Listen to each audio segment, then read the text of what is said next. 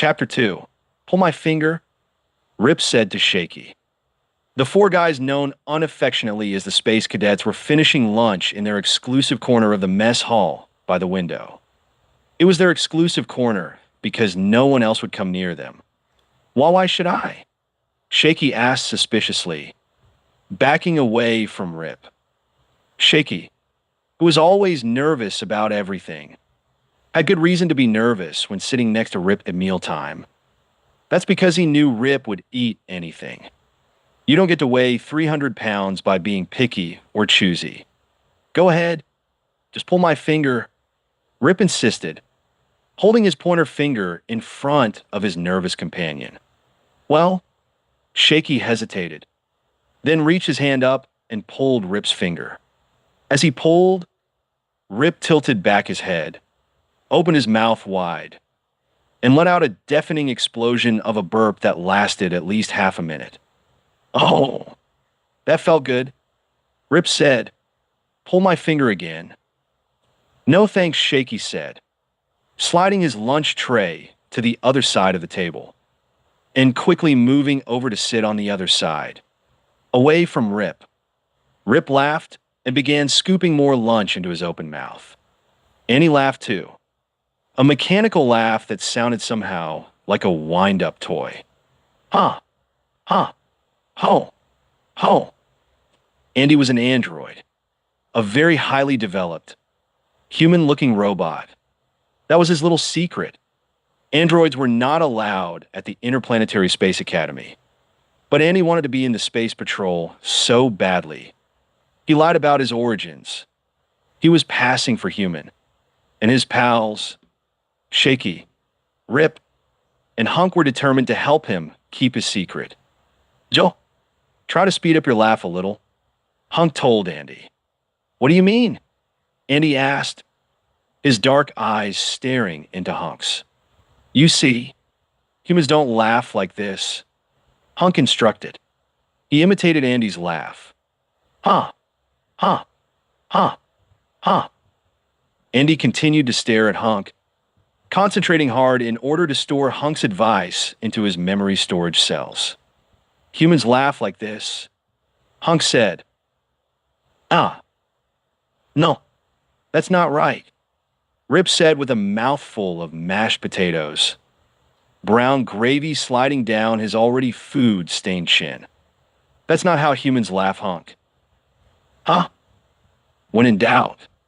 Hunk always asked, huh? And Hunk was almost always in doubt. With his tan good looks, his wavy brown hair, his powerfully built body, Hunk looked like a real superhero. But unfortunately, looks aren't everything. As Commander Door K was always ready to point out, Hunk was a little weightless in the brains department. In fact, Hunk was about as bright as the dark side of the moon. Huh? He repeated. Pull my finger and I'll show you how a human laughs. Rip offered. Huh? Go ahead. Pull my finger. I'll show you. And Andy, the right way to laugh. Don't do it, Shaky stammered. Rip held up his pointer finger in front of Hunk. Come on. Pull it. You want to help Andy, don't you? Hunk reached out and gave Rip's finger a long tug. And as he tugged, Rip tossed his head back and let out another deafening, long-distance burp. Gotcha, Rip said gleefully when he had finished. Huh, huh, ho, ho. Laughed Andy. They'll catch him and kick him out of the academy if they hear Andy laugh like that, Shaky said, glancing nervously around the nearly empty mess hall to make sure no one had heard. Tell you what, Hunk said, admiring his own reflection in the window. He smoothed down his dark hair. Here's a way you can practice laughing, Andy. I'll tell you a really funny joke, Okay. Okay, Andy said agreeably, leaning forward.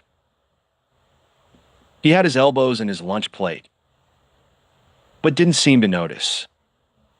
Tell me a good joke, and I'll laugh like a human. Well, Hunk thought hard. Here's one. What's the difference between boogers and broccoli? Andy thought hard. Rip put down his fork for a second. HM. The difference between boogers and broccoli. Rip said thoughtfully. Give up? Hunk asked. Everyone gave up. The difference between boogers and broccoli is that Rip doesn't eat broccoli. Hunk laughed so hard at his own joke. He fell backward off his chair, cracking his head with a loud splat. No one in the mess hall even bothered to look up. It happened just about every day. Hunk always had a hard time balancing in a chair for an entire meal. Shaky tittered into his hand. Andy laughed, trying to sound human, but not really succeeding. Huh. Ho. He. Huh. Only Rip didn't join in the amusement. I do too eat broccoli, he insisted. I think the difference between boogers and broccoli is in the taste. What on earth is that green stuff you're eating right now? Shaky asked, pointing a bony finger at Rip's overloaded plate. I don't know. I found it stuck under my chair. Rip said, not bad though. Ah, ho, he, ho, said Andy. Joe, don't you ever think of anything but eating? Hunk asked Rip, sounding exasperated. Aren't you interested in anything else besides food? Of course, Rip said. He sounded offended. I've got other interests, you know. I've got hobbies. I'm really into sports. Since when is projectile vomiting considered a sport? Hunk asked. Hey, I'll just do that vomiting across the room thing to be funny. Rip said, snorting loudly. Huh, ho, said Andy agreeably. Stop talking about vomiting. Please, Shaky pleaded, holding his hand over his mouth. I think I'm going to upchuck. Hey, not while I'm eating, Rip said. Don't upchuck. Hunk told Shaky with a grin. Toss your cookies instead. Don't toss your cookies, Andy said, joining in the game. Lose your lunch. Thinking up new ways to describe throwing up was one of their favorite games. It was the only activity at the Space Academy that they were better at than the other cadets. Don't lose your lunch, Rip told Shaky. Do a Technicolor yawn. Don't do a Technicolor yawn, said Hunk. It's time for your lunch to go into reruns.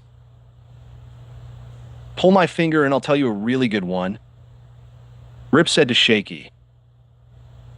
Reaching out his pointer finger once again, Shaky, looking positively as green as the glop on Rip's plate, stood up and started to back away from the table. No, really? Rip insisted. Pull my finger. I'll tell you a great one. Andy reached up and pulled Rip's finger. Rip burped for so long and so hard. The window in front of him steamed over. Huh, ho, he, said Andy. What's with you guys? Space fever? A female voice called from the other side of the room. The four space cadets looked up to see Debbie Dorr, Kay hurrying to their corner. "Yep," said Honk, lowering his voice a few octaves to impress her. He didn't need to impress Debbie. She was already totally nuts about him. She liked Honk for his natural good looks, for his impressive muscles, for the way the light glinted in his eyes when he looked at her and said, "Huh?"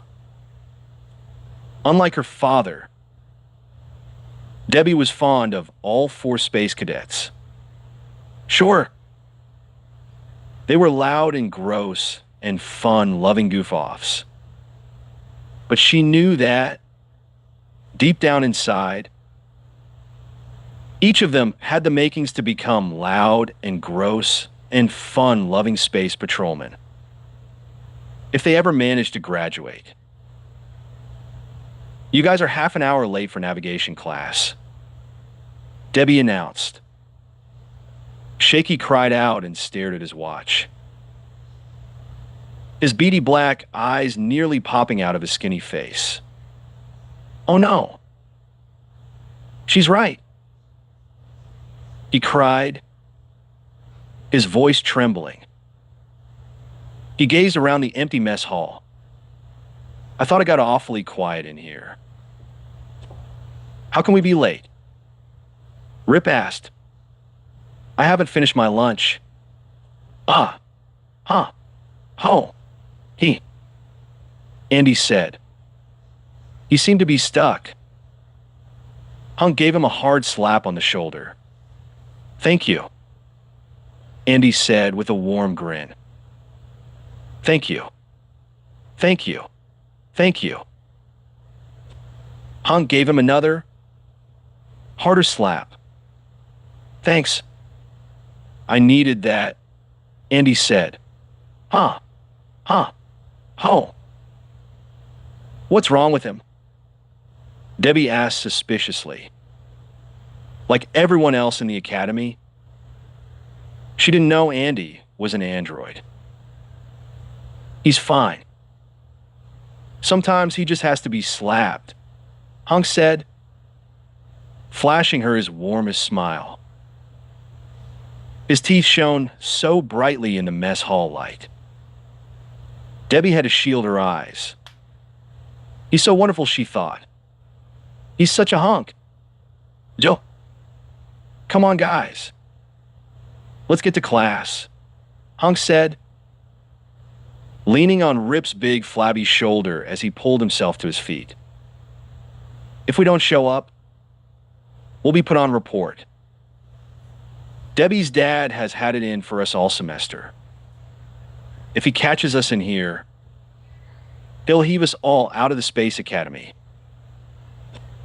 "Please don't say heave," Shaky pleaded.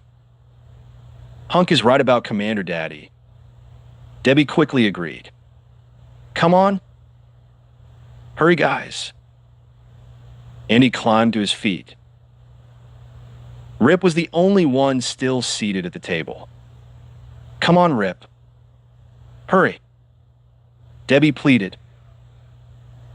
"I don't want you guys to get in trouble."